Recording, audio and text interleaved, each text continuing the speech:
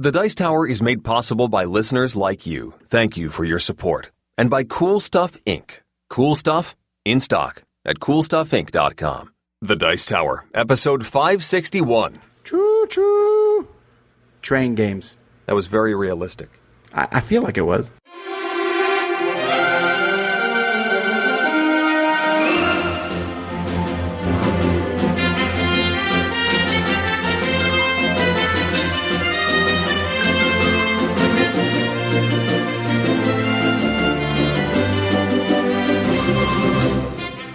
Welcome to the Dice Tower, a podcast about board games and card games, and especially the people who play them. On today's show, Tom and I look forward to some events at Dice Tower Con, share a social tale of board gaming horror, and answer some questions from the mailbag. Plus, we lay some track and check the timetables for our top 10 train games. I'm Eric Summerer, and here's your host, the Sir Topham Hatt of board gaming, Tom Vassell. I don't get this Topham Hatt thing. Well, he's from Thomas the Tank Engine. Oh, I hate that show. Which iteration? Is there a particular version you don't like, or just generally you don't like Thomas? You know what? The thing I don't like is I like the idea of the trains being characters, but the fact that their mouths don't move, and it's just kind of weird. It feels like it's lazy animation. That's what I feel.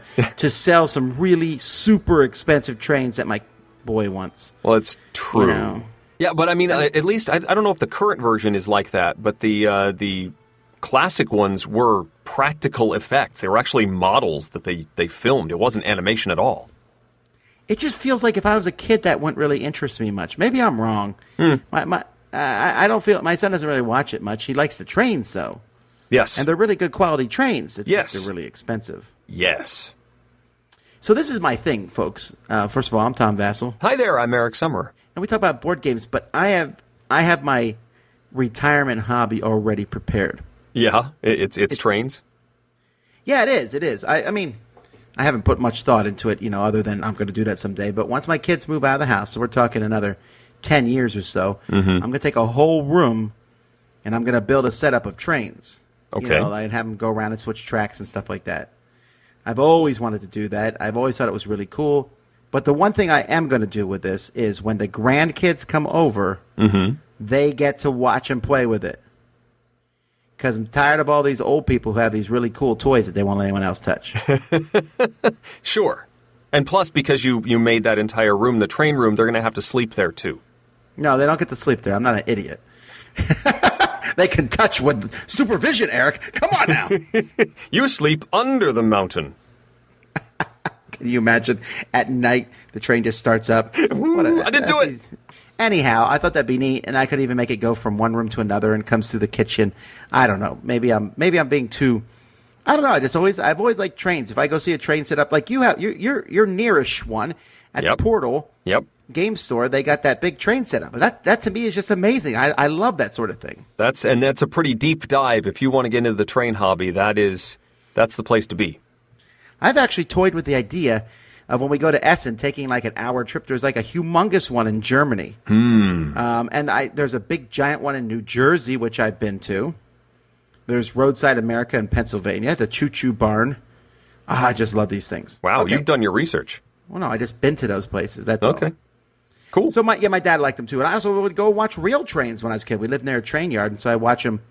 They would disconnect the train cars and roll them down and they would hit the right trains. I just thought that was fascinating. I guess that makes sense why train games are so popular. Sure. But we'll talk about that a little bit later in the episode. Whew. We're back in the saddle. We are. It's a normal show. It really is. It's you and me, and it's just the two of us. We have no guests. We're gonna answer some questions from the mailbag.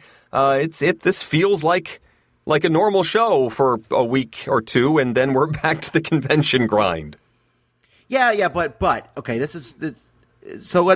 I am very excited to be back to normal, and I made the show as normal as possible. There's nothing out of the ordinary in this one. Don't be expecting it. But I do want to talk real briefly about Dice Tower Con. It's very exciting. Sold out. We're going. If you're listening to this, what can you expect at Dice Tower Con? We got some pretty neat things. First of all, on the morning of Dice Tower Con, when it starts on Wednesday morning, I'm doing a live board game breakfast. Ooh. So you can come to that, and you can stand in line for your ticket, or you can come to our live show with actual breakfast involved. Really? Well, remember we had breakfast last year. Yeah. It's happening again. Okay. So, but this time it's during Board Game Breakfast. So we'll do a live show there. I would recommend going to the show for standing in line. Just saying. Because by the time that the show's over and the line opens, the line goes very quickly anyway, and you has all show. So that's happening. Wednesday night, we're going to be playing Live Magical Athlete. And I have a box next to me here that has some of the stuff for that. Yeah. Hey, Eric, you're just the announcer. You'll be okay. Yeah, I've been told I'm the play-by-play for this one. It'll be fun. And then we're doing the stupidest game show in the world, which we've done now for several years straight. Yes, it's never the same way twice. That's true. Thursday, then, we're going to be recording a live show that if you're not going to Dice Tower Con, you'll hear it here. And that's the Dice Tower Awards. Mm-hmm. Very excited about these. And then Friday, we do two things that are going to be super fun. One is our Dice Tower auction for the Jack Vassal Memorial Fund auction. Mm-hmm. And we have some really neat stuff that's going to be auctioned off this year. There's that case for Fireball Island that's been signed by all the winners and losers of it as it's gone across the nation. That's awesome. It is pretty cool. Lots of companies have donated games. I'm going to give up the gavel that hit the game so many times. You can burn it if it makes you feel better. So that's going to be really cool to come to that auction. And then after the auction, we're going to be doing our top 5 overrated games. Oh, boy. Me, Sam, and Z, and we're being joined by Eric, Suzanne, and Mandy for that. Yes, I got to work on that list. We're also making an announcement at Dice Tower Con. That's exciting. And there's other shows there. Secret Cabal's doing a live Q&A. This Game is Broken is doing a show there. There's a designer panel there. Me and Stephen Bonacore at some point are having our Looping Louie rematch showdown with the loser getting a pie in the face. Oh, good. The Pitch Card Championship of the World will be occurring there, as will the Tumbling Dice Championships of the World. And if none of that interests you, there's also just non-stop gaming. Awesome. In fact, Eric, I need you to bring a game to the convention for other people to play. Okay. Anyone in particular, or just I get to choose something? Well, a very specific one, but we'll get to that in like 2 minutes. But before we do that, what have you been doing while I've been running around preparing for this convention? Well, I got to guest on a different podcast. Our friends at Onboard Games, Donald Dennis and Eric Dewey, invited me to come on and talk about gaming with kids. I think the last time I was on the show, my kids were a lot younger, and so it was fun to talk about their progression, how we started playing with them, how we didn't push too much when we first started playing. It was a great discussion. It's episode 305. It should be out in the next week or so on the Onboard Games feed. All right, cool. Now let's get back to this game that you need to bring to the convention. Tell us about it first. Oh, so my first one to talk about is... I think you're like the only person to have this game. There are a few in the wild, but I guess this is one of the few. This is a new one from Red Raven Games, and it will be available in Target next month. I forget the exact date, but in July, it's supposed to be in Target stores. So this is designed to be a mass market style game. It is called Megaland. It is based around like a video. Imagine a video game with Ryan Lockett illustrations. You have a push your luck aspect in which you are getting resources. So you have a level, and you say at the beginning of the level, everybody goes in the level. They're on a little tile. It says, I'm in the level. Everybody gets a resource for being in the level, and then you reveal a card that has danger on it. Some of these cards are blank. They don't have anything. One card in the stack has an extra treasure. Great, that's cool. But then most of them have some sort of danger. There's a 1 skull, 2 skull. There's even a single 3 skull card that will do damage to your character. You start out with 4 hit points, but you can get more later. So if a danger comes up, a hazard, you lose a certain number of hit points, and then you decide, am I staying in or am I going out? If you leave, you get to bank all the stuff you got. If you stay in, you get more treasure, but you're then risking what you have acquired so far. This is all pretty straightforward. When I got to this point in the rulebook, I was like, okay, this seems, well, pretty much like ink and gold. Not a whole lot different here. So what do you do with these resources? You get all this stuff. And it's in different suits. So there's some that are fish, there's some that's like bread, and there's gems, and different types of resources that appear in the deck in different quantities. You then get to purchase cards either by spending several of different types of resources. So if something costs 5, you need 5 different resources to spend to get that card that goes in your tableau. Or you can increase your health by spending the same resources. I could spend 3 fish and get another hit point. And this increases as you get more and more hit points. These cards help you acquire more stuff, trade cards, trade resources, make it easier to survive in the dungeon when you are in the level of the resource gathering phase. Ultimately, though, you're trying to earn coins, and many of these coins are earned when you buy cards. Some generate coins from turn to turn, and it's a race to get to 20 coins. So now, the resource gathering is pretty rote and simple. It's not bad. It's just been seen before. But now you're buying cards kind of like Dominion or Machi Koro and trying to do a set collection with all these resources and deciding, do I go for multiples of the same or different, and buying all these cards, trying to make them work. There's a bunch of cards that are always in every game, and then there's a bunch of variant cards that show up based on what you draw. It was a good time. I've only played this once at Origins. I want to play it with my kids. I'm going to do a video review, and apparently I'm going to be playing it at Dice Tower Con because Tom wants me to bring it along. But I really did enjoy it. I think it's a good one. My only possible niggly bit is that we found one unclear section of the rulebook, one card that has one thing in the rulebook that has another, and I had to go ask for clarification. And for a game that's being released at Target, you kind of want it to be, crystal clear in the rulebook how things work. So minor bit, but still, the illustrations are standard Ryan Lockett quality.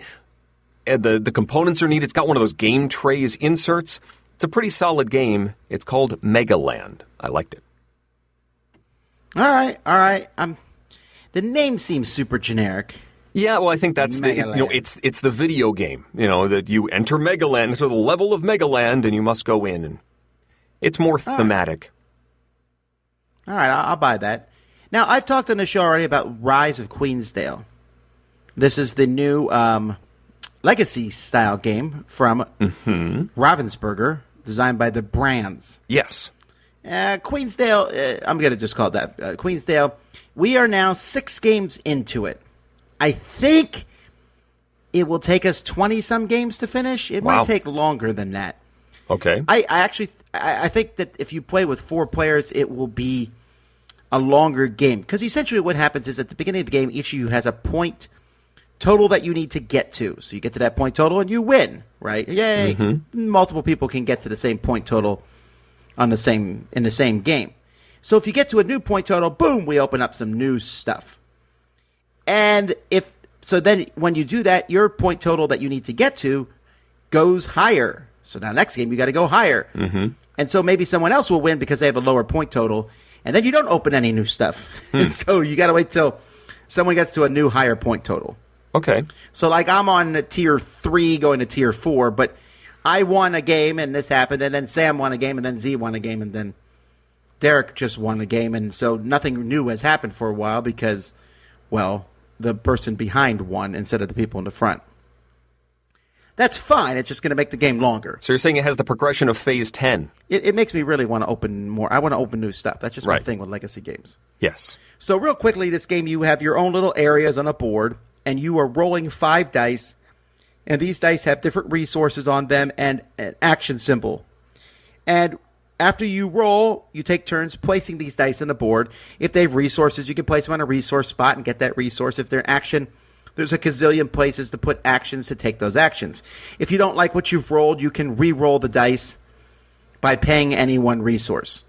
And you use these resources to build buildings. You can also, you have this dude who's running all over the map collecting herbs, which will have all kinds of things on the other sides of them. You're trying to increase your morale. There's many different ways to get points in this game, mostly by increasing morale, building buildings, and running around searching for herbs. That's the basic game. Things are going to change. It's been a very gradual change. And I'm liking it. It has a strong similarities to Charterstone, and I think if you like Charterstone, you'll like this one. The story's boring as all get out. I don't really care. We were brought here, and the queen is sick, and it's so mundane. Everything's super mundane, but you might not mind that. It's not like it's bad writing. It's fine. There's just not a lot of plot. It's like, hey, today some relatives came to visit, and you're like, oh, Okay. Isn't that nice? But I do like it. I like it a lot. Right now I'm giving it a 7 out of 10. I'm kind of excited to see what new... I mean, there's a ton of content we haven't opened yet. Although, unlike many other games, I can see a lot of the content. You know, it's not like in boxes. Right. So I can see what's coming, kind of. I don't know what it is exactly, but I know it's there. Gotcha. I'm trying not to look at it. There's sheets of tiles and stuff. So I try not to look at them too hard. You know, just so I don't know what's coming. But I'm excited to see what happens. We're going to keep playing. Sam's not as enthusiastic as Z likes it the most. He gives it an 8. I give it a 7. Sam gives it a 6. Okay. But no one's disliking it. And stuff from one game does carry over to the next, which is really nice. So check it out. It's coming out at Gen Con. That's The Rise of Queensdale. So I got all these recommendations for Thanos Rising, the USAopoly game about the Avengers Infinity War. Tom, you talked about it a few episodes back. Have you won yet? Or are you banging your head against the wall because you still haven't won this game? No, I was snapping my fingers. Yes, thank you. But no, I have not won this game yet. You have not won this game yet. We got really close. We almost won. The other day I played it with some people, and we got really close, but we died. Okay. I have yet to win as well. I got this for the kids, and so far it's been a hit. In Thanos Rising, you've got this giant Thanos figure that faces in different directions, 3 quadrants on your tabletop board. There are 9 cards around in a circle, and he'll face 3 of them at a time. These cards can be items, they could be heroes, they could be villains that show up and are his minions. The goal is to knock out 7 of those minions. That's on easy mode. You can work your way all the way up to all 10 of those minions before Thanos collects all 6 Infinity Stones. On your turn, you're going to head to one of those sectors and say, this is where I'm going to deal. And then you roll some nasty dice that adds control markers to the 6 Infinity Stones. And if he ever gets 5 control markers on a particular stone, that flips over. He's acquired that stone, and now it does nasty things to you.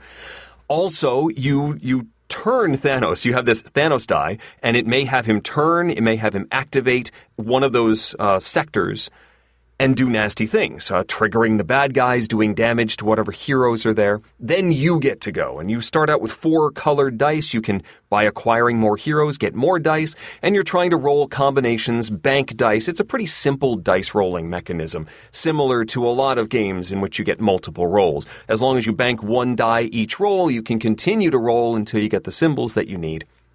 And you're either drafting more heroes from the board, doing damage to the nasty guys, or failing, which we did a lot. And you continue along this path until either Thanos gets all 6 Infinity Stones, or he knocks out 10 heroes, which happened to us pretty easily, or one player loses all of their characters. You only start out with 1, so you really do have to get heroes quickly, or else you're going to get knocked out by that method.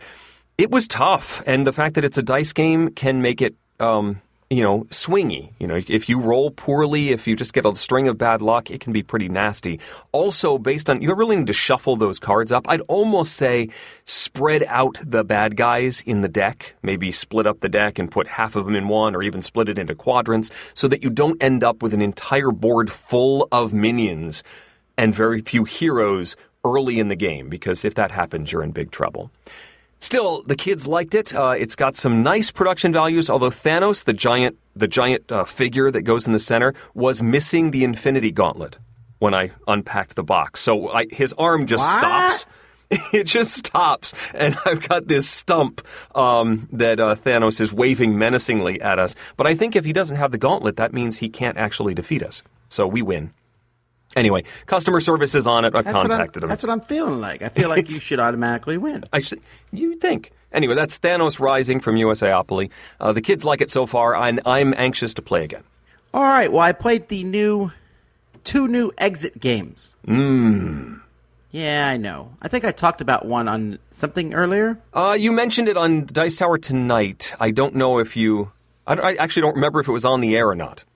But you waved them around at me. But... there's 2 new ones. There's Exit, Dead Man on the Orient Express, And then there's Exit the Sunken Treasure. Mm-hmm. Exit the Sunken Treasure is ranked 2 stars. And we kicked its butt. Perfect score. Okay. No hints. It's very straightforward. There's some interesting puzzles. It's good. If you're getting into the series for the first time, definitely play it. The only thing I didn't like about it was I felt like the game was almost 2 or 3 players because there wasn't a lot of stuff to pass around. You were working on the same puzzle the whole time. Okay. Exit Dead Man on the Orient Express was 4 stars. Kicked our butt. Okay, for a couple reasons. So, first of all, we did finish it. We used a ton of clues. It took us like 75 minutes, and we still got 6 stars. I was like, what? That must be really hard. There was some really tough puzzles in it, and really cool puzzles in it. Essentially, though, I like this one because it's one of the most thematic ones that exists. Okay. Because it's the Orient Express, so someone's died, of course, and you're trying to figure out who killed them. So you're going around and solving puzzles to open up stuff like normal. But also, and you don't have to do this. This is like a side thing. You get extra stars. You can figure out who the murderer is. Oh. Yeah, that was pretty fun, right? So most of these games come with a booklet and then some clue cards. But this also came with some little booklets that were rooms of different passengers. And at certain points, it would be like, you can now search this room. Wow. So you'd open up that room and find stuff in that room, maybe. This one was also very linear, which, again, I don't necessarily have a problem with, but it was hard. Yeah. And I opened the wrong room compartment at one point. Like it said, open room 4, open car 4, room 2, and I opened car 6, room 2, because it was Roman numerals, and Oh, yeah. Yep. And then we got stuck, and I was like, "What? We should be able to finish something." Not that we couldn't finish anything. So I was like going backwards and sneaking and look at the back of clue cards, trying to figure out where the missing thing was. And we finally figured out my mistake. Mm-hmm. That was kind of a bummer. That was my fault. And we didn't like cheat or anything. We still had to go through all the clues and everything. But these games are fragile that way. If for some reason you miss something, Make a mistake. Yeah, I think this is the first time that's happened to me. But I respect it. Some of the puzzles, I said, there's no way I can figure that out. Once we figured out the puzzle, I was like, that was extremely clever. So it might be my favorite one so far, even though it was that hard. Okay. Because I also like we did figure out the murderer. That part we felt very proud of. Cool. It wasn't that hard. All right. I mean, because it's kind of like who's lying, who's telling the truth, so on and so forth. But it was actually, we figured out the murderer, and at the end they said something clue. And I was like, oh, I missed that clue. Had I seen that clue, I might have thought that person was guilty. Well, we missed it. Hooray. We picked that person by luck. But so They're only doing 2. I do think that the design space for this series is coming to a close. I was told that there's more of these coming out, but they're going to be by other designers. Oh, interesting. Yeah, and I mean, there's only so many things. Without spoiling stuff, a game might be like, did you look here for a clue? And you're like, what? Yeah. That never crossed my mind. Yeah. You know what? It will cross your mind every single one you play in the future. Yeah, at this point, you're almost deconstructing everything and taking out the light and looking through everything through a magnifying glass. Yeah. Right, and so if there's a clue in a weird place, you will looking at, my kids will like, okay, we're looking at this spot, we're looking at this, we're doing this, before it even starts. Yes. I'm like, I don't think they're going to do the same thing twice. And to their credit, they really haven't. No, they've and many of those, even with me thinking I'd looked at everything, I've been surprised. And it's that the lighting wasn't quite right, and so I didn't see that little corner, and so I missed it then as well. So they keep fooling me. Anyway, that's Exit, the Sunken Treasure, and the Dead Man on the Orient Express. Yes, I've got them in my greedy little hands, and we'll be playing them soon. So last for, I guess, both of us is an upcoming title from CMON. They should have it out at Gen Con. It's called Gizmos. Tom, I know you got to play it at the CMON Expo. I got to play it at Origins. This was one of the last games I played at that fair. I totally missed the fact that they were all the way in Hall A, and somebody said, no, they've got the game there and you can go play it. And I said, excuse me, I have to leave now. And I left the booth and went and played it.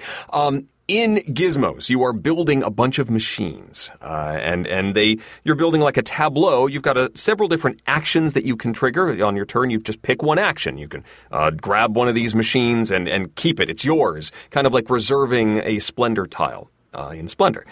Or you can build one of these machines, and the resources for building them are these marbles. The marbles come from a hopper in the center of the table, and there's a little chute that comes out of the hopper that has 6 of these marbles displayed, and they're in 4 colors: yellow, black, blue, and red.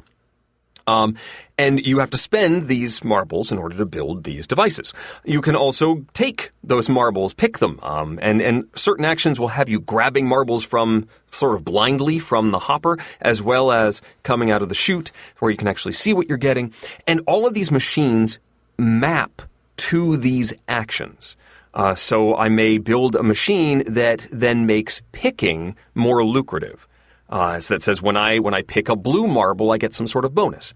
And so this is all about chaining these devices together. So when I when I file one of my patents, taking a device for myself, I get to draw some resources, which also triggers, because I picked up a blue marble, it triggers this thing happening. And when I build a black building, I get extra victory points. And this all cascades, and you get to really have fun making your whole machine work.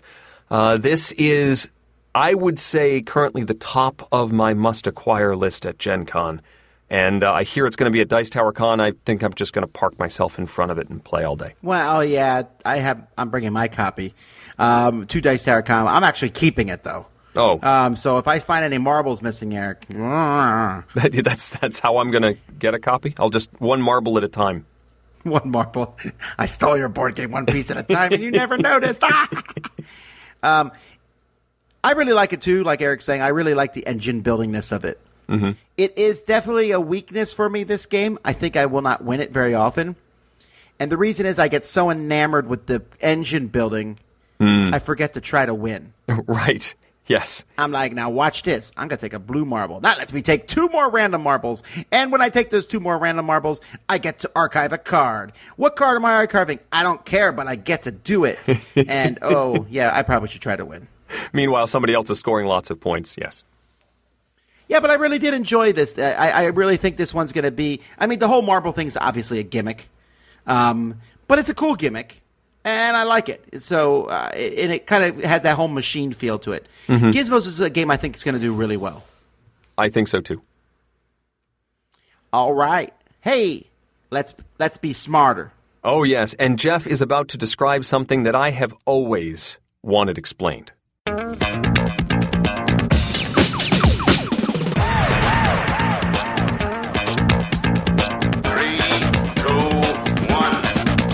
go. It's time for Game Tech with Geoff Engelstein, where we find out how games really work. In 1933, Swiss astrophysicist Fritz Zwicky was looking at galactic clusters and saw a problem. Specifically, he was looking at the mass of galaxies versus how fast they were spinning, and it just didn't add up. As everyone knows from practical experience, when something is moving in a circle, there has to be a force pushing towards the center to keep it going. Whether it's the friction between the tires and the road as you go around a corner, or the tightness of a string as you swing a weight around your head, or the safety straps of a spinning amusement park ride, there's a force pointing towards the center of the circle. And if that force isn't strong enough, the object will break out of the circle. The car will skid, the string will break. In a galaxy, gravity is providing the force that holds everything together. And when Zwicky added up how much material we could see in a galaxy, it wasn't even close enough to hold the galaxy together. It should just spin apart, spewing stars across the universe. He estimated that 400 times as much mass was required to hold it together, and he called the missing stuff dark matter, since we can't see it. That estimate was rapidly reduced as observations became better, and we found all the normal matter that doesn't glow like gas, dead stars, and planets, and more, but still, galaxies only have about 1/5 of the matter they need to keep their shape. So what is dark matter? It's not ordinary matter, so what is it? Well, before I get to that, let me talk a bit about, how about games? Let's talk about that. Now, the initial observation that Zwicky made, looking at the matter we could see versus how much there is based on motion, is called inductive reasoning. It is starting from a lot of observations and trying to find patterns. Now, there's another type of reasoning called deductive reasoning. In deductive reasoning, you start with a theory, develop a hypothesis based on that theory, and then design an experiment to test it. So in inductive reasoning, you start with observations and try to develop a theory. In deductive reasoning, you start with the theory and try to develop observations to support it. Now, science progresses with a mixture of both inductive and deductive reasoning. Games, to a certain extent, embrace either one type of reasoning or the other. Now, the granddaddy of mystery games, Clue, or Cluedo for our European friends, relies primarily on deductive reasoning. Each turn when you make a guess, you are making a hypothesis. Colonel Mustard in the library with the lead pipe, and then the universe, or the other players in this case, responds with either yes or no, and here's why not. That adds to your information and enables you to build a better theory, which leads to the next hypothesis. Mastermind is another deductive game. Players are making guesses and given responses by the other player, and like Clue, if you're lucky, you might get it right on your first guess. Then there are games that primarily use inductive reasoning. In Zendo, an Ice House pyramid game, one player is the master and creates a rule that players must follow, and creates two patterns of playing pieces that meet that secret rule. Then each player makes their own pattern, and the master tells the player whether the pattern meets the rule or does not. And the players, as their turn instead, could try to guess what the rule is, and if they're right, they're the winner. Now here, the players are given observational data, the initial patterns, as well as new patterns they create themselves. It is close to impossible to guess the rule at the start, and early on in the game, players will create patterns rather than guess. Gradually, more and more observational data are built up, and the players can start to make guesses about what the rule is. So Zendo starts out with inductive logic, as players try to look at all the observational data to figure out the rule, making patterns at pretty much random. But then, once players have a theory in mind about the rule, they can switch to deductive reasoning and make specific patterns to test out whether they are correct or not. Unlike Clue and Mastermind, there's no definitive "you're right" with that pattern until you actually state the rule and are deemed correct. Until you do that, there's always lingering a doubt about whether you've really got the rule right, or your rule just coincidentally works with the other patterns but isn't right, and one more observation will prove you wrong. But even Clue and Mastermind, in essence, start with inductive logic, where you create observations, and slide into deductive, where you develop theories. There's a continuum there, not just in games, but in science. So, back to dark matter.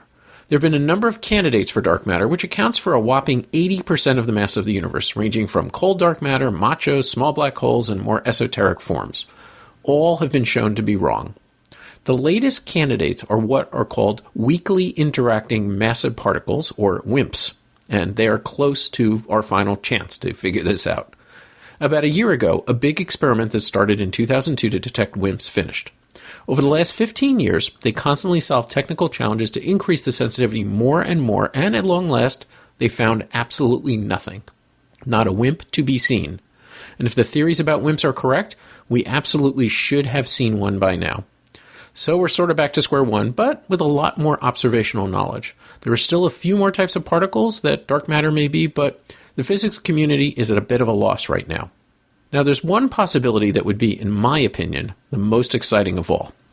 We assume that Einstein's laws of gravity are valid at all scales of mass and distance. That's what led to the observations about galaxies in the first place, not having enough matter as they're spinning. But what if the laws are not the same? What if the laws of gravity that affect galaxies are not the same as those that affect a solar system? Newton's laws of gravity were thought to be perfect at one time, until some weird stuff with Mercury and other observations led Einstein to discover its replacement. For decades, scientists thought that there was an ether all around us that light propagated in, until the Michelson-Morley experiment in 1887 showed that assumption was not correct. What if we're in the same place? What if there really is no dark matter, but a modified theory of gravity is actually what's going on? Now, theorists are actively working on this, and there are several leading candidates. My gut, for what that's worth, is telling me that dark matter is going to get washed away, and we're going to get a huge new chapter in physics. But time will tell. And maybe one of our younger listeners, who for now are saying that Mr. Body was killed by Miss Scarlet in the billiards room with a candlestick, will, 10 years from now, deduce that dark matter was killed by modified Newtonian gravity in the galactic cluster. This is Geoff Engelstein with Game Tech. So that makes it crystal clear, right, Tom? Well, I used to teach this subject about the difference between inductive and deductive reasoning. Mm-hmm. It's not crystal clear, but very few games use inductive. Most games use deductive. Mm-hmm. I do like that Geoff sort of called it a sliding scale. Like, I always thought it was, one or the other. But, talking about how some games sort of shift from one type to another as the game continues and as you narrow your choices down. That sort of made it a little more clear for me. I appreciate it. It's always been something that bugs me. We hear about Zendo being an inductive game as opposed to a deductive game, and I never quite understood why that was. And so, Geoff helped me today. Yeah. Great. So Eric will now be detectives, and he will solve the exit games faster than I did. Maybe. Well, you'll probably get the Roman numeral thing right, because I warned you about that. That's true. I will know what I'm doing. Am I the only person who thinks that at a quick glance, a 4 and a 6 are easy to mix up? In Roman numerals? No, I've made that mistake before. Oh, yeah. What if you're looking at the card upside down? Well, that's not the problem. But no, it's just sometimes you do that with Roman numerals. I'm still confused as to why we use Roman numerals on many things. It's like, stop. Well, I get it. It's like when you open a book and there's a date in it, and I'm going, right. 2000. Yes. I'm trying to read the date. Like, just write 4 numbers. How hard is it? At the end of movies, it's always like, yeah. Yes. I think, it's obfuscation for, say, exit. They're just making it, they're hoping you make that sort of error. I don't think so. I think it was just a way to differentiate. They were saying car something, room something. So it's just a little bit easier to say car 4, room 2. Okay. By making the car in Roman numerals. I don't blame them. I blame myself. Sure. Speaking of blaming things, I don't know if this is a good segue or not. Here's a tale of horror. And now, another tale of board gaming horror. Gather round, children. It started on a Sunday night of board gaming sometime last year. We gathered around, had some drinks, and enjoyed a fun, light board game at my friend Matt's house. My friend Matt decides to bring out a new game, as he often does, Betrayal at House on the Hill, and proceeds to explain it to everyone. There were 6 of us, my brother, my wife, and I, Chris, Matt, and his fiancée, Linda. We went through the mansion having a great time. Chris, my brother, and Matt were keeping things fun, and everyone was laughing. We then got to the betrayal portion of the game, and Matt was the betrayer. We sent him to another room while we come up with a strategy on how to win. More jokes, some bending of the rules, more drinks, some more strategy, and finally the heroes win. Everyone had a great time. We talked about that game from time to time as a memorable experience. A few months later, another Saturday game night at my brother's house, which is within walking distance from Matt's house and a short 10-minute drive from my house. Some drinks were had, but this time Chris is not there. He was replaced by John. We are still having fun, but John, though a fine human being, is not someone that I would describe as the life of the party. I should have known that this was not going to end well, since we didn't have Chris, and we were now going to play Betrayal at House on the Hill. The first time we played, I was unaware that the game can be, slightly unbalanced, if we are going to be honest. At the time, I was thinking that we were going to have fun with this. Matt set up the game, and everyone got their character, and we started playing. Things were going smoothly as we built the mansion, buffed ourselves, and braced for the inevitable betrayal. Up to the betrayal, everyone was having a good time. It wasn't a memorable experience. I couldn't tell you the details, but I do remember general enjoyment. Then the betrayal happened. At this point, it is important to note that Linda, Matt's fiancée, likes really light games, party games, nothing too complex. She's also not afraid to speak her mind, ever. This is not generally a good combination, as the group has trended over time to more complex games. We tried very hard to play games that we know she'll like when she's around. Matt made sure to ask if she enjoyed this game, which she said she did. Of course, in this play, she was the betrayer. In addition, it was also a flawed scenario. We played for a bit, and everyone around the table quickly realized two things. One, it was very difficult for Linda to win, and two, Linda was not happy. She then proceeded to confirm our thoughts and told us how upset with the game she was. It was still early in the night, and we looked around at each other with the thought that maybe we could play another game. We tried to talk to her and cheer her up about the game, and that we could play something else she might enjoy, whatever she liked. Well, Linda had other plans. Abruptly, she decided she was done, said goodbye, and walked out to her house. As a good fiancé, Matt followed. John excused himself, and my brother, my wife, and I were left to stare at each other, wondering what just happened. Sometimes it's not the game. It's the people and a random bit of luck that makes a mediocre game a lifetime experience, or a story of horror.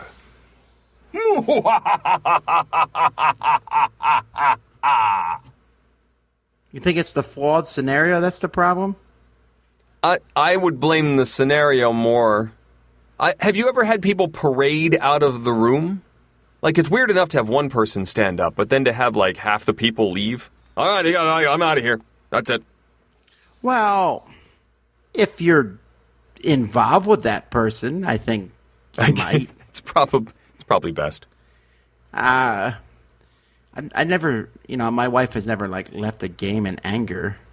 I don't think.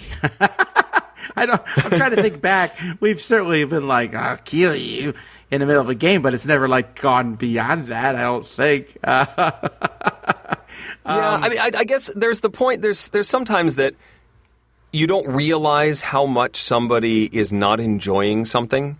A lot of it's sort of good-natured ribbing, and oh man, this is terrible. I'm really not enjoying this. Oh, it's fine. Everything's good. And you don't realize that one of you isn't joking anymore. And that can be where this sort of thing can happen. This eruption can happen if you don't. Although they tried to stop, I guess they were like, oh, it's fine. It's just great. You don't always read correctly the mood at the table. Yeah, I'm not going to argue that. Hey, this doesn't segue that right into our questions, but we have some questions that are similar to this. Let's get to them. Tom. Tom. Tom. Hi, Tom. How do you pack your hats for safe travel? If you were stranded on a desert island with one of the aliens from Cosmic Encounter, which one would it be? Tom, gamers want to know. Is that Eric's real voice? And now, the Dice Tower will authoritatively, definitely, possibly, maybe, answer your questions. Tom, which way to the game library? Up the stairs, down the hallway to the left. Yeah, thanks. All right, Mark says you find yourself in possession of 2 or 3 nice museum-style display cases for your game room. What items from your own personal collections do you put in these display? You can open it, so you can still play the game. You can pick anything. Is it rare and valuable or special significance to you? What would you display or even just be able to see and bring a smile to your own face? Well, while Eric is thinking, yep. I would put Domain, because I always remember this game that my wife went and hunted down and not randomly bought, but just kind of got, hoping it was one I would like, and it was. Probably our very worn and weathered copy of Lost Cities, because we played that so many times in our life. And I don't know, my HeroScape stuff, but I would need a lot of cases for that. Okay, I was going sort of a different direction in that there's a few games that are made to sort of sit on the table. Their display quality, like a really nice chess set, a glass chess set, or some of these deluxe editions of games that are made to be set up and displayed out on the table as opposed to just in their box. You could maybe do this for Santorini, which doesn't really apply for me, but I'm thinking along those lines of a game that looks better set up than it does in the box. But the chess set for sure I would think about, and maybe like Deluxe Takinoko or something like that.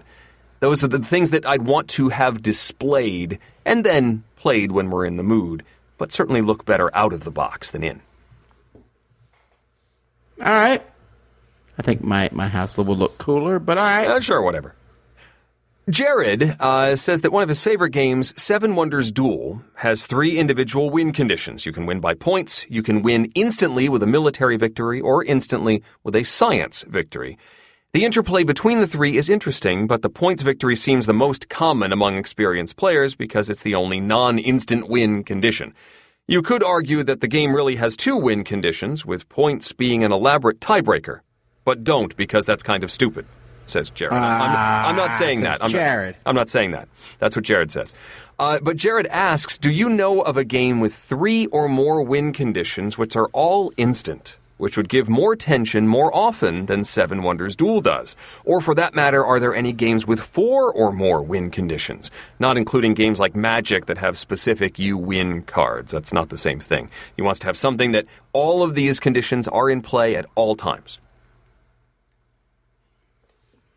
Man, Jared is like really trying to like put the parameters down. Yeah, I've got one. Nonsensical, Jared. I've got one. Think about. You got one? Clask. Clask, in order to score a point, works fine. Yep. So there's you can get the ball in the goal. You can have your opponent collect 3 of those markers in the center that are magnetic and stick to the other player's mover. You can have them lose the mover to your side of the board, or they accidentally get the mover into their goal, trapping it. There's 4 different ways to score a point. Yeah, it's not an instant win, but it is an instant point. So I'm going to say it counts. Get your hand under the table. Try to score, but watch out for the hole. Clask. I still love Clask. Clask is great. I like it too, but that's the dumbest box ever. It is. Okay, so actual real answers. What? There isn't. Well, no. Clask is fine. What you said is a point, but that's not what he asked for. If you're only playing to 1 point. Sure. Who plays Clask to 1 point? Experts. I'm going to play a ping pong game. First one to 1 point wins. All right. Okay, so first of all, Seven Wonders Duel is interesting because points is how you win that game. It's literally the way to win. The military and the science wins are kind of like alternate wins. Mm-hmm. They exist to make sure you have to concentrate on them. Right. But I don't know that it would be hard-pressed for my opponent to ever win by military or science if I'm keeping an eye on it. But because they're doing that, I might take fewer points. So they're more like checks and balances. It's more about the defense against those instant wins than it is about actually achieving them. 100% correct. Now, there's a game that's similar, Liberté from Martin Wallace. Mm-hmm. In this game, you're trying to get the most points through various ways. But there is a possibility for a revolution or a counter-revolution to occur. And so those are instant wins or different ways to win for people in that game. But he said he wants all his stuff to be simultaneous and whatever. There's also a lot of cooperative games in which there's like 10 different ways to simultaneously lose. Mm-hmm. Some CCGs, there's multiple ways to win. Hey, you do this to your opponent, you win. Or if you do this, you win. There's a couple games like that. But I think Seven Wonders is one of the coolest ones, actually, in this regard. Yeah, it's hard to beat that particular level of tension. I know you're not a giant fan of Attila. Is that right? Not even sure that's right. Future Eric here. It's not right. I was thinking of Attica. Attica. Yeah. The one that if you connect the temples, you can... Are you wondering if I'm a fan of the game? You're not a fan of the game. I know you're not. But it does have the instant win that you can connect the temples and win, and you have to defend against it. But that's not more of that style of thing. It's actually less. Anyway. Yeah, that's true. Philip says, what are your guys' thoughts on trading games online using sites such as BoardGameGeek.com? I have a handful of games that no longer get played, and he wants to trade them. And curious what you guys think of online trading. I don't like it. No? But But it's not for the reason you might think. It's not that there's not great people out there, and it's, that's true. It's just expensive. Mm-hmm. If I want to trade a game with someone, I'm paying money for that game anyway, because shipping is that much of a pain. To ship them the game, and they ship me the game. So that's the reason I would not trade. A math trade in person might work. Mm-hmm. Some people go to conventions to do math trades and stuff. Yes. Or if you can find a trading group in your local area, I would be more keen to do that. It's just the trading thing can get expensive after a while. I agree. I used to do a lot more of this than I do now. I did a lot of it in our early days of gaming. It is a great way to get a game that you aren't going to play out of the house and basically exchange it for one that you are going to play, or at least try. And so when you're certainly new to the hobby and exploring as many games as possible, it's pretty cool. You do have to be willing to accept games of varying condition.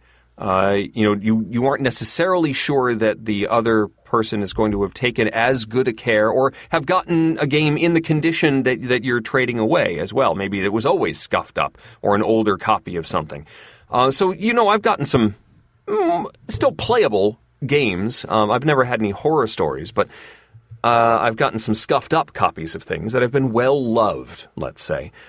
But the best way, Tom, you alluded to do this is with a math trade at a convention where you put up whatever lots you're going to do and a computer program. It does multiple point exchanges. It's actually incredibly fascinating when you do these things. And then I give my game to Steve, and then Steve gives his game to Jerry, and Jerry gives his game to Suzanne, and Suzanne gives her game to me. And the computer program all figures all this out for you, and everybody gets something that they're happy with.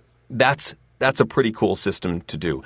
The straight-up one-on-one trades on Board Game Geek can be a little frustrating just trying to set them up because not everyone is paying attention to their geek mails.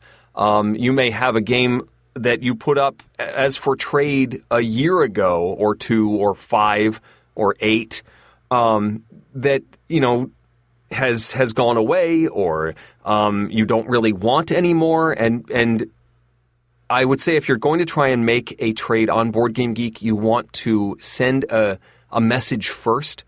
I'd say reach out and make contact first before doing the formal trade request on Board Game Geek. It's worked for me in the past. I just don't do it very much. I try and get the games out of the house without getting one in return rather than maintaining equilibrium.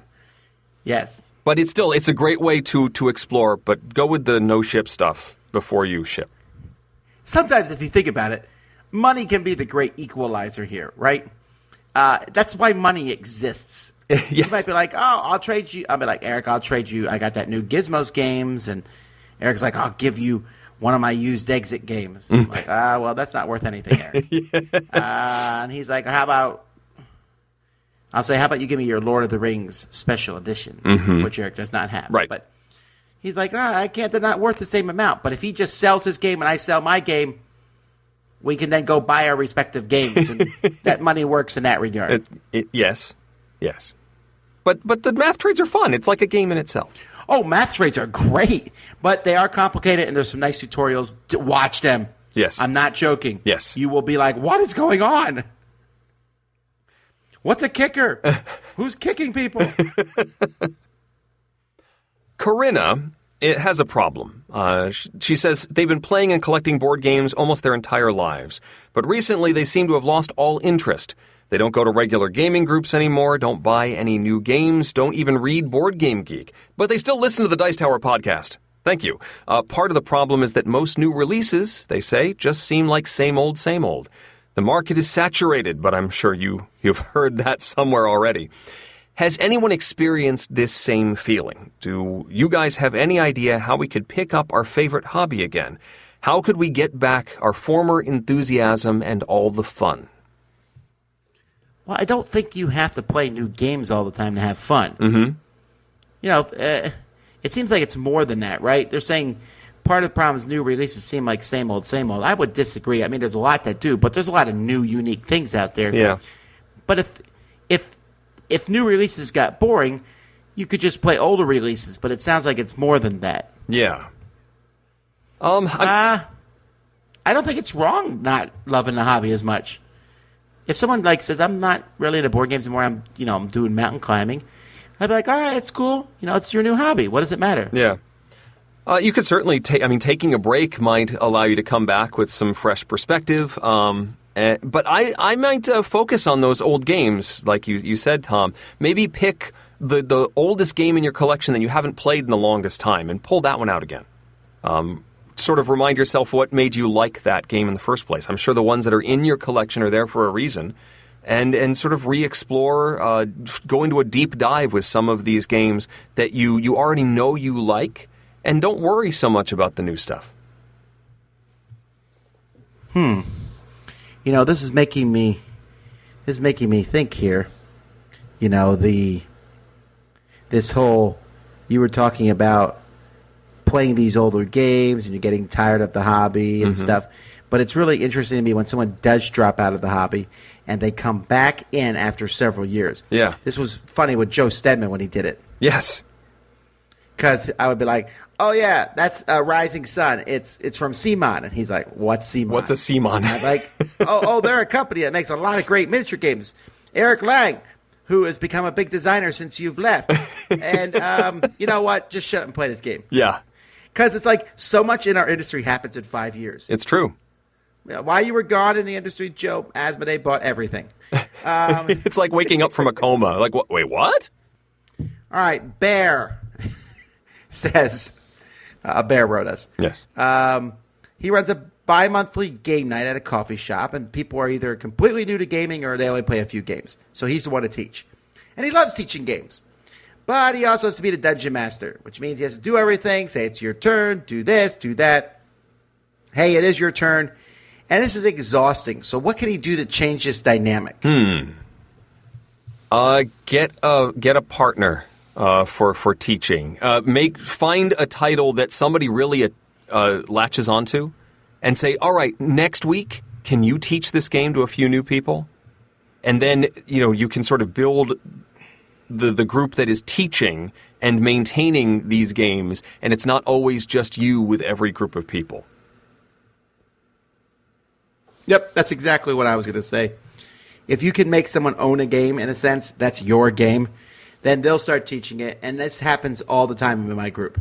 Where new people come in, we teach them something, then they're like, you guys are not going to believe this. And then eventually you'll see them teach another new game. And you'll be like, yep, my job here is done. Yep. Daniel asks what our expectation is concerning cell phone use during a game. Some people in my game group play video games on their cell phones or watch sports during downtime between their turns. Is this acceptable behavior? If deemed not, do you see any way to correct this behavior other than a refusal to game with the individuals in question? Tread lightly, Summer. Oh, this is tough. I think I would say my gut reaction is that, yeah, both of those things are going a step too far. I think you should be paying attention to the game. I have my cell phone nearby in case, the wife calls or, something I need to be reached for some reason. I also like to take pictures of the games as we play them. But I think when you're no longer focused on the game that's in front of you, and you're playing something else, then yeah, that's a problem. And we actually did at one point. Our game group had we met early one week and just sort of laid out expectations for the group. And this is one of the things we talked about, is that the cell phones should be not a distraction during the course of the game, because it's going to make the games last longer and just degrade the experience for everyone. And so yeah, I don't think it's great. I agree 100%. My personal preference is much stricter than my actuality. Like, I would personally prefer phones to never be used, except in emergencies at a table. Mm-hmm. I've been guilty myself of someone sitting there going, da-da-da-da-da, and taking like 20-minute turns. I'm like, all right, fine, I'm going to read Twitter or something. But for the most part, texting is the one that drives me the buggiest for me. Someone sitting there constantly texting, I'm like, you are talking to that person more than you're talking to us. Yeah. Yes, it's a huge distraction. Then go play the game with them. and the thing is that I guess what really bugs me about people being on their phones is they know they're being rude. They know it, and they just don't care because people don't really call them out on it because then you seem rude. You know, I get it. Sometimes someone will come in and be like, guys, I apologize, but I'm going to need to do some work here while this game's going on. Fine, you know, especially if we know that going in.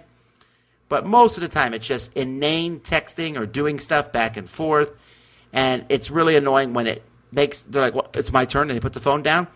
I will throw a game piece into your forehead. Okay. I know we need to check things on our phones and stuff, but it's really extremely not important much of the time. Matt says, I've been listening to some random old episodes, and at one point Tom said he would send some dice to the first person to put a sign with something Dice Tower related on Good Morning America. Did anyone ever take you guys up on this? When did I say this? I remember saying. Oh, yeah, this was a long time ago. I'm not sure it was Good Morning America. I thought it was the Today Show. It doesn't matter. Right. Any of these shows. Yeah. I will give you dice if you do that. Yeah. Any of the morning shows. It doesn't even have to be like a big one. I do not recall we'll get you on. this ever happening. No, I don't remember anyone winning this contest. No, someone would have told us. Someone would have told us if it had happened. So, yeah, no. All right, that's his question one. Second question is, this is very similar to the other one. He's the new game buyer, so he's the game teacher. Mm-hmm. And he likes doing this, but he wants to try heavy asymmetrical games like Vast and Assault of the Giants. It's hard to teach games like this where they have different actions and goals, etc. How do you do this? I don't teach Vast very often for that reason. Yep. It's hard. Yeah. Are there videos for Vast that are focused by type? There might be. See, what I've done when I teach this one, and our good friend Geoff Engelstein has one, Space Cadets, which is very similar. Yep. I'll teach one person at a time. The problem is everyone else at the table is kind of bored. Right. You almost have to. And I know Geoff had produced a series of videos. You know, so you're running shields. Here's what you do for shields. And so everyone could watch that video maybe before you meet or, all at once if everybody's got devices and get those tutorials on their own quickly. The only issue is that as the game teacher, you need to be familiar with all of those stations. And sometimes with something like Vast, that can be a little tricky if you are relatively new to the game as well, because now you need to know how all of those pieces interact. And that can be a little daunting. But if you're up for the challenge, having some sort of personalized instruction that the players can do simultaneously or beforehand may be the way to go. All right. Well, that's questions. Let's jump to our top 10 list. Are we going to catch the train? All aboard and stuff? Okay. It's a Dice Tower Top 10! The Dice Tower's Top 10 list is sponsored by Cool Stuff Inc. Cool Stuff Inc. Cool stuff in stock at coolstuffinc.com. All right. Train time. Indeed. All right. I want everyone to understand something before we get jumping down on this. Yeah? There are very different opinions of what a train gamer is. I like to point out right now, I think that's silly. Okay.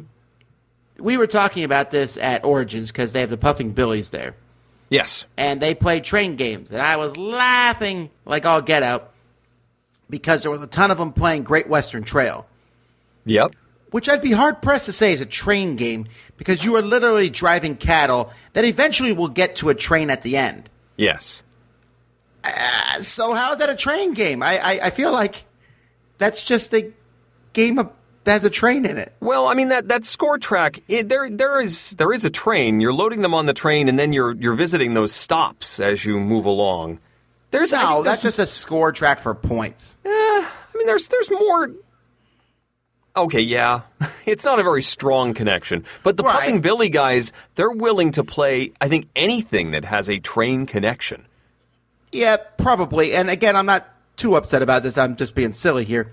There's also people, though, who will take things like the 18XX series or Cran Rails and say, or these heavy stock market train games, and say these are the only train games.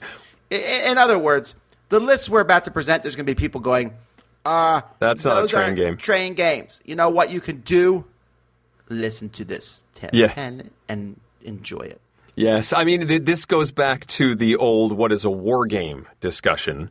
I don't really want to bring that up again, but to some people, train game means a heavy economic track building economic engine that sometimes doesn't involve trains. It's more the mechanism of a pick up and deliver, a route building game. A lot of people call Merchant of Venus a train game in space, even though there are no trains. It's not on my list.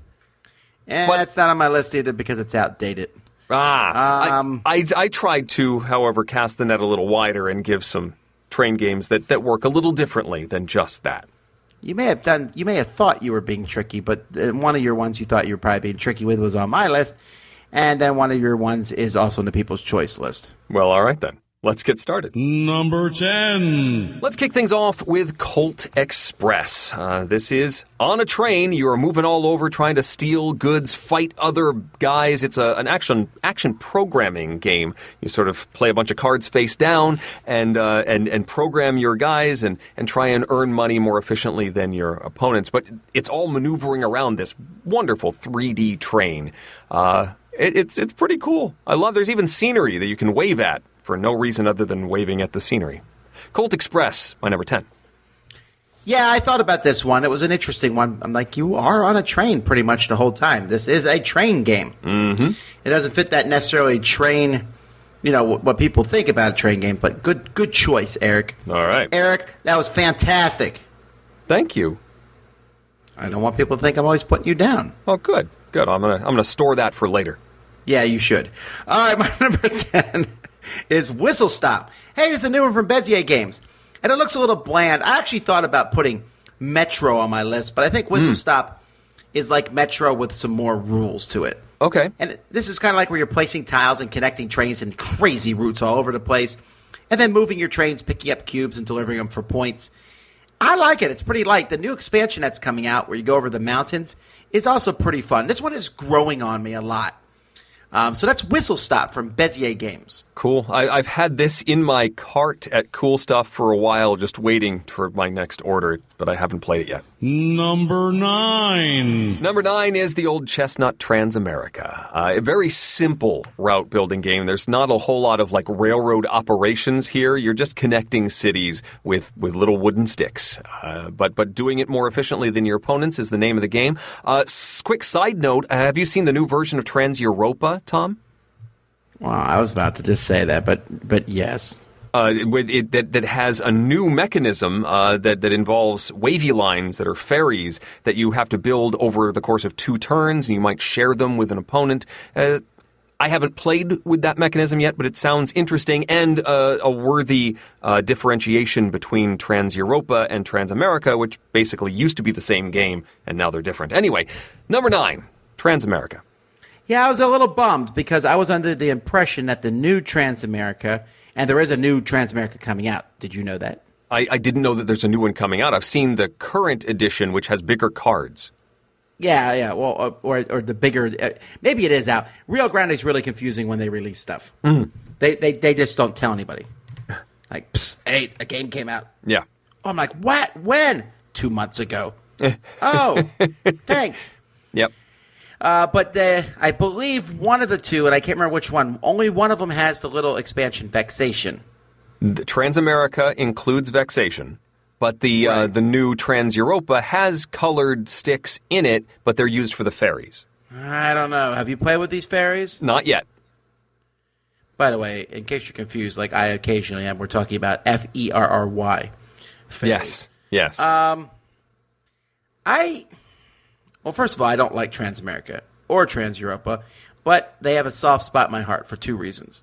One, if you add Vexation to them, it makes them a much better game. Mm-hmm. And 2, Eric's review of that stupid little expansion is what got him to his post today. So, yes, it's a good thing. Well, jury's still out.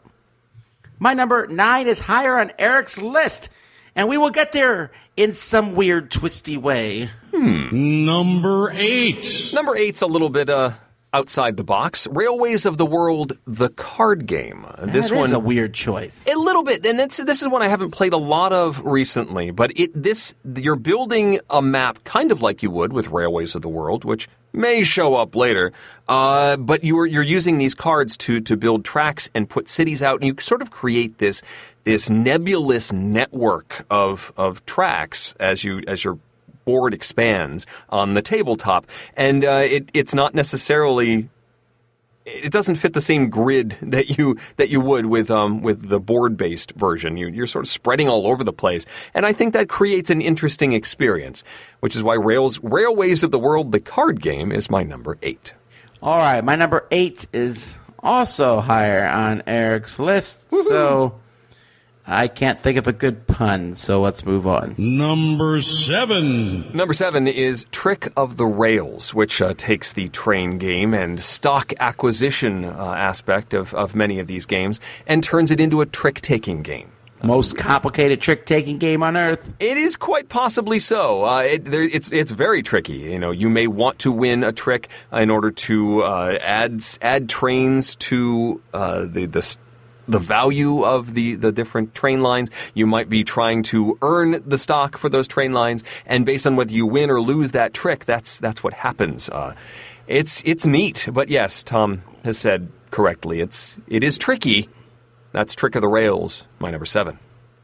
I didn't say that in a negative way, by the way, folks. I like the game. I just find it's a little more convoluted than you might think. Yeah, it takes a playthrough to sort of get a handle on it. My number 7 is Martian Rails. Now, there's a lot of games that are in the same series. They're called the Cran Rail games, although I recommend using a marker with them, where you actually draw on the board a series of tracks, and you draw around. You have to pay money how you draw, and then you have this train that you're running around on these tracks, delivering goods from one city to the next. They all play very, very similarly. They're simple, minor changes from one to the next. My favorite is Martian Rail is for a couple reasons. One, it's like exotically cool to do stuff on another planet, and it also has a wraparound map. You come off the one end, you can come on the other end. I thought that was cool. I would love to see, now that Mayfair's out of the picture, I would love to see another company pick up these Cran Rail games and actually add decent components to them.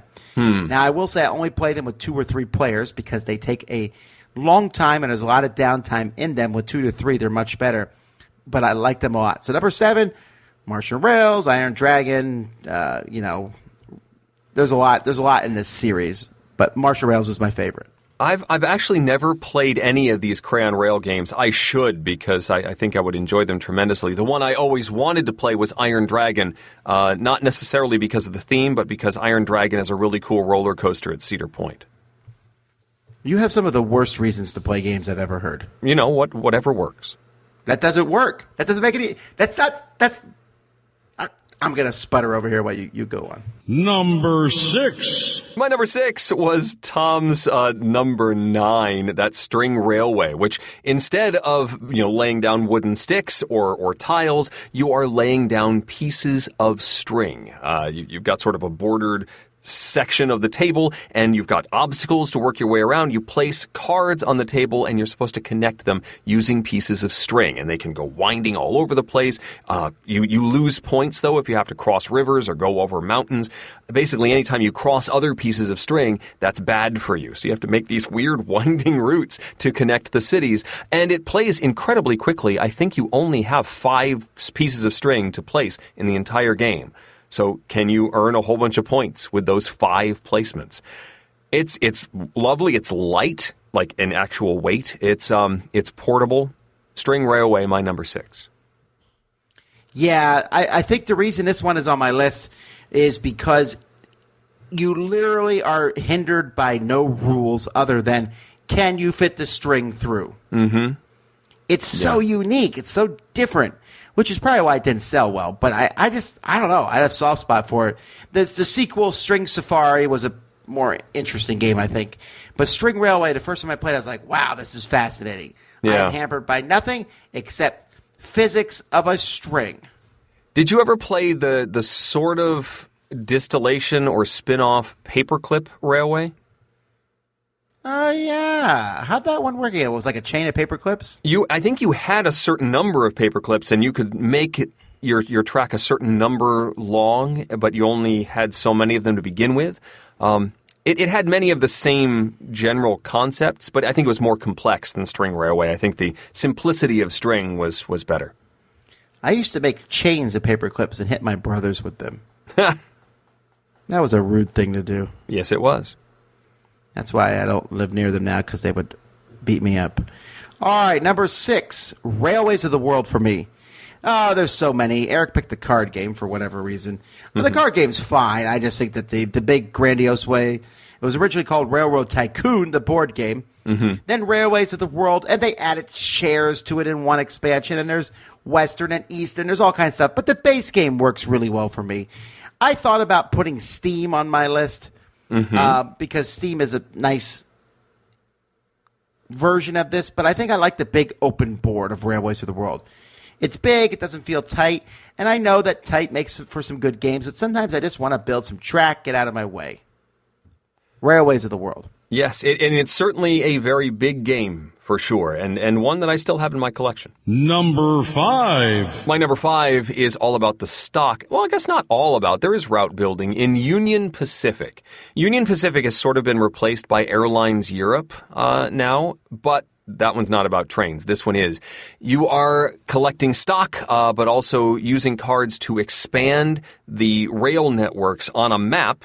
This is an Alan Moon game. It actually looks, at first glance, a little bit like Ticket to Ride because it uses the same plastic trains or similar ones. And the more trains of that color that are on the map, the more those stock certificates are worth. And so, you can get a very nice payout. But at the same time, others can wrestle control of those train lines away from you and get those big payouts if their timing is right. It's a lovely game in either the airline version or the railroad version, but my number 5 is Union Pacific. I think it's amazing. I didn't put it on my list because, well, I only play Airlines Europe. Yeah. All right, my number 5 is on Eric's list, and he rolled better than me. Yep. Number 4. Hey, look, here we go. My number 4 was Tom's number 5. That's Rolling Freight. Rolling Freight is similar in many ways to a lot of these pick up and deliver style resource management route building train games. But its primary mechanism, as the name would suggest, is rolling these dice that produce certain colors of resources. And in order to build certain tracks, you need certain colors. It took a while, I think, for this one to come out. I think there were pre-production and all sorts of early. I think I played an early release copy of this, but the final version was nice, solid. Ape Games put it out and offered a nice difference to many of these other route building games. Rolling Freight, number 4. Yeah, I really like this game. It's replaced Steam for me, actually. I like the rolling of dice, and I love getting your own specific custom die that you have. And while rolling dice is random, this game lets you use all your dice somehow, some way. So you always have something to do. It's a lot more strategic than people think. Sure. I think it's one of those, input randomness. So you roll the dice and then figure out what you're going to do with them. Yeah. I like that. My number 4 is Mogul. This is a game, for some reason, most train games, the heavier ones, seem to have stock markets in them somehow, some way. Well, this one does just have the stock market. That's pretty much it. You're literally just buying stocks in this game for train companies. Yes. And you do so in a no-thanks way. Yeah, we're all bidding for something, so Eric throws a coin on it. I throw a coin on it. Jenny throws a coin on it. Suzanne throws a coin on it. Eric's like, this is getting too rich for my blood. So he drops out, taking all that money. Yes. And then I'm like, well, I was about to drop out, but I guess I'm in now, so I throw another coin on and so on and so forth. I love it. It's a great little game. It just was remade a couple years ago by Rio Grande. Mogul.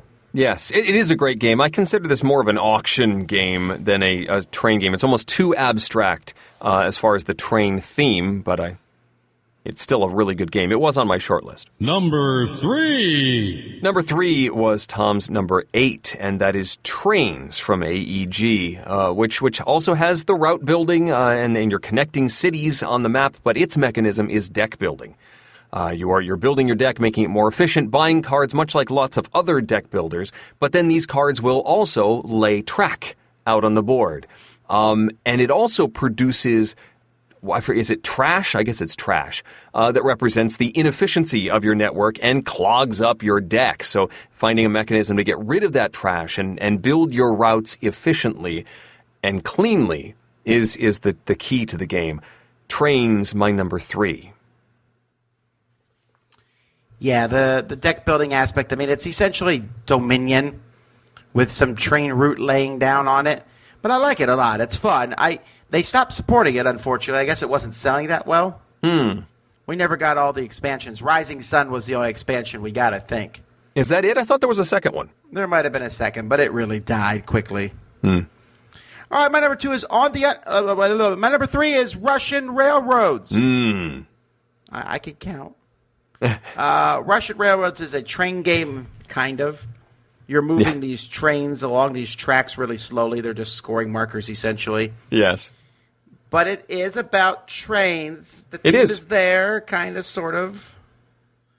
But it's such a good game. It's so crunchy. I've never won it.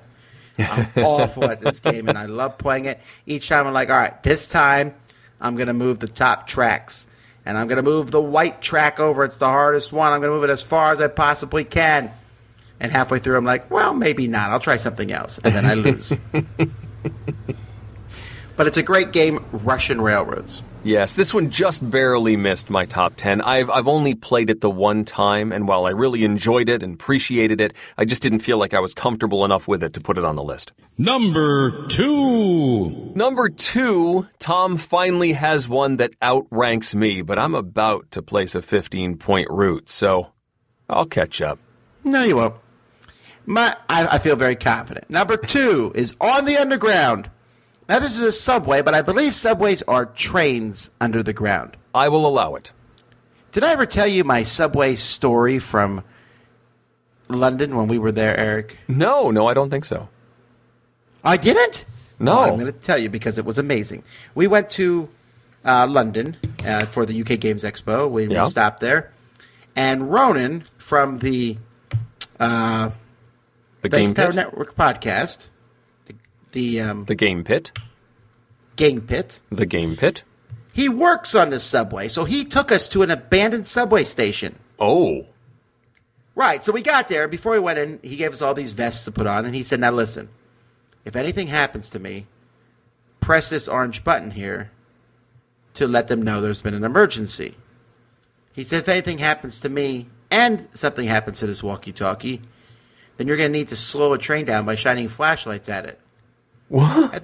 At this point, I was slightly nervous. I was like, maybe we just shouldn't have anything happen here. It seems like the best choice.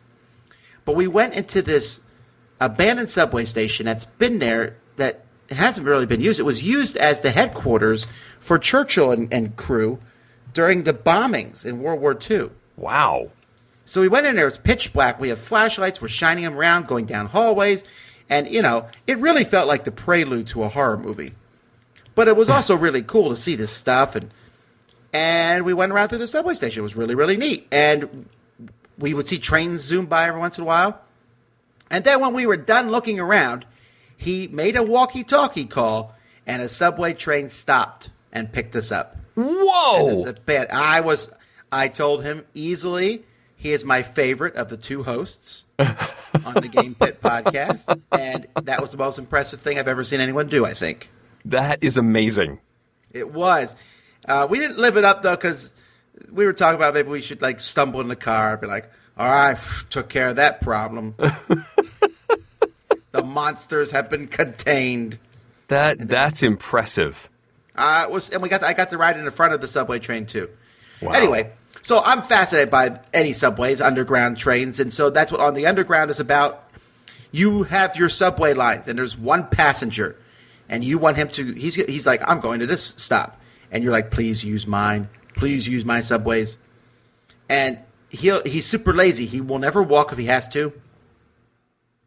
And he will never, ever use someone else's train. I mean, he won't switch trains. I'm sorry. If possible. So you're trying to build the routes in such a way that he will use your routes more and you'll get more points. Right. On the Underground. Yes, it made my short list as well. And finally, number 1. On to number 1. Tom mentioned Railways of the World, which uses the same system. It's sort of a different offshoot of the Age of Steam and Steam system. Now, for a long time, I was a champion of Age of Steam, saying, nope, this is my favorite of all of them. It's not as good as Steam. We got to go with the original. It started there. But I think, just based on my last play of Steam, that I'm going to give the nod to that one. Steam is my number 1. It just evens out some of those rough edges. It prevents a little of that, I have totally destroyed my game after turn 1. But still offers that crunchiness if you're playing the difficult version, the full game, advanced game. Still offers that crunchiness that I love about the game. And a lot of the same maps can be used for either game. Steam is a terrific pick-up-and-deliver route-building game. It's strong, it's crunchy, it's difficult to do well at, but it still is a lovely production. Steam, my number 1. Yeah, like I said, it almost made my list. My number 1 was Eric's number 2, Ticket to Ride! Yes. Surprise! It's a train game that has completely replaced Transamerica. I don't see why anyone would ever play Transamerica when Ticket to Ride exists. Okay, we've had this discussion before. Transamerica is simpler. My mother-in-law, I don't think, could do well with Ticket to Ride. I'm just triggering Eric, but I know. Ticket to Ride is a fun game, and I just put them all in the same box here. Ticket to Ride Europe and Pennsylvania and UK and India and so many good ones. And now they got the little mini Ticket to Ride. Have you played that one yet in New York City? No, not yet. Yeah, that's an interesting one. It's a little small one. It takes like 10 minutes. Yeah. So if you were pressed, Tom, which one's your favorite? Which is the best Ticket to Ride? Probably Ticket to Ride Markland. Yeah. To be clear, not Ticket to Ride Germany. Ticket to Ride Markland. But, no, I'm lying. Ticket to Ride Pennsylvania. Or Ticket to Ride UK. Ah! And that is when Tom's head exploded. All right, let's see what the People's Choice said. They said First Class for number 10. I still haven't played First Class. Sam likes it a lot. No, haven't played it. 9, Ticket to Ride Nordic Countries. Number 8, 1830. I was actually surprised that an 1800 game made it up the list at all. Well, when I was researching this list, I think 20% of the results, the listings on Board Game Geek, were either an 18XX game or an Age of Steam expansion map. So if you're listening for the first time, 18XX means just 18 with 2 numbers after it. They're usually in the 1800s. And these are very heavy train simulations that are also stock markets. Don't feel bad if you don't want to play them. They're extremely heavy games, and they might be half the listings on Board Game Geek, but there's also like 1,000 copies of each. On some of them, yes. No, I get the impression that 1830 is the entry point for lots of people. The fact that it's on the list here, I think that's where maybe has the most distribution. And again, I don't mean to mock those who play it. That's fine if you like those heavier games. I just think I don't like when those people kind of look at me and go, you like Ticket to Ride? Yeah, you bet your pippy I like Ticket to Ride. All right, number 7, Trains. Number 6, Steam. Okay. Number 5, Railways of the World. No surprises. 4, Russian Railroads. 3, Colt Express. People agreed with Eric. I was surprised this one was that high. 2, Ticket to Ride Europe. And 1, Ticket to Ride. Okay. Yeah. So this was fun. I don't think we've ever done this list before. The last time we did top 10 trains, I think Jeff Engelstein came on our show and did it. Really? I feel like I didn't actually go looking this time to see if I had done this. I feel like I may have done it before, but it was a long time ago. We're talking about like 2009. All right, so I did top 10 train games in episode 151. That's one of the Ben Forgard shows. Yeah, that's one of the 4 who came on before you. I'm not seeing any other top 10 lists that came up in my Google search. All right. But I feel like Jeff also did a list in that same episode. That's what it was. Ah. I brought him in because I wanted people to say, okay, here's some actual train games. I don't think you've ever done it, Eric. I guess not. Well, then we're blazing a trail today. Now you have. All right, folks, you feel like we're back to normal now? I feel like, I know that you get a lot of convention coverage during this time of year, but this is a normal episode. Next episode will also be normal with Mandy and Suzanne doing their part, and then we do the Dice Tower Awards, and then we're back to some more normal stuff. So don't worry. It's not going to be convention coverage all the time. Indeed. But Dice Tower Con is coming. It is. You can't stop it. You can't stop the con. Na, na, na, na, na, na, na. Sorry. Yeah. Well, anyway, that's the end of the show. Until next time, I'm Tom Vassell. I'm Eric Summerer. And you've been listening to The Dice Tower. Thanks for listening. Promotional consideration has been provided by game publishers in the form of review copies of games. This episode, number 561, was recorded on June 21st, 2018. Mandy and Suzanne join you next week, and in 2 weeks, the whole gang reassembles in Orlando to present the winners of the 2018 Dice Tower Awards. Support for this podcast comes from listeners like you. Thank you for spreading the word. And speaking of support, the Jack Vassell Memorial Fund is dedicated to providing support to members of the board gaming community in their hour of need. Find out more about the fund's mission and how you can help at jackvassell.org. The Dice Tower is produced by Tom, Mandy, Suzanne, and Eric, with production assistance from Itai Perez, Derek Porter, and Rob Seary. Our theme was composed by Timothy Pinkham. Tornado protection lockdown cables for dwellings provided by Homes Tethers. And hosting is provided by Cool Stuff Inc., where you can find great games at great prices at CoolStuffInc.com. We love feedback. Visit the Dice Tower Guild at BoardGameGeek.com. Email us at Dicetower@gmail.com or follow us on Facebook. And of course, you can find more from the Dice Tower Network, including the Out of Game podcast, Board Game Design Lab, the D6 Generation, the Family Gamers, Blue Peg, Pink Peg, the Portal Gaming Podcast, Every Night is Game Night, and Board Game Breakfast at DicetowerNetwork.com. Until next time, from all the gang at the Dice Tower, have fun gaming. Okay, bear with me here, Tom. We've got Dice Tower Con. We've got the Dice Tower Cruise. What we need is Dice Tower Rails. We'll get like It's really a traveling con? It's a train journey, and you've got like the dining cars that'll be gaming cars, and we'll just play games as we like travel scenic mountainous tracks. It'll be great. This is not a bad idea, Eric. Sleeper cars and everything. Yeah, it would be awesome. All aboard! Tickets, please! Just kidding. I'm not a train conductor, but I do love trains. Here at Choo Choo Incorporated, we love just about anything that has to do with trains. We love the miles of track, the shiny engines, and the way the whistle goes toot-toot as it rushes by.